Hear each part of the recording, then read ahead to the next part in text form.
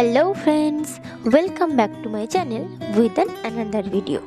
আজ আমি শেয়ার করব আমার দিদির 9 মান্থসের বেবি শাওয়ারের কিছু মুহূর্ত। বিশাল জাঁকজমক করে না হলেও ঘরোয়াভাবে মোটামুটি ভালোই হয়েছিল বেবি শাওয়ারের অনুষ্ঠান। এই দেখো, কথা বলতে বলতে দিদি অলরেডি সাজুগুজু করে অনুষ্ঠানের জায়গায় চলে এসেছে। মা প্রদীপ দিয়ে দিদিকে বরণ করে নিয়ে ধান দুব্ব আর ফুল দিয়ে আশীর্বাদ করে নিচ্ছে। অনুষ্ঠানের আগের দিন রাতের বেলা আমি আর জিজু রাত জেগে পুরোটা ডেকোরেশন করেছিলাম। আর অনুষ্ঠানের দিন মা সবটা নিজে হাতে রান্না করেছিল। সবটা খুব কম তেল মশলায় রান্না করা, কারণ প্রেগনেন্সির প্রথম দিন থেকে দিদির খুব গ্যাসের প্রবলেম হচ্ছিল। তাই দিদি গোটা প্রেগনেন্সি পিরিয়ডে খুব কম তেল মশলার খাবার খেত। আর বাইরের খাবার তো একেবারেই নয়।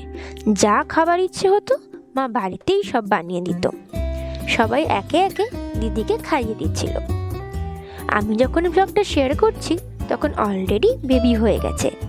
তাই কি বেবি হয়েছে, বেবি কেমন আছে, বেবির মা কেমন আছে, সবটা জানার জন্য অবশ্যই আমার চ্যানেলটা সাবস্ক্রাইব করতে ভুলো না।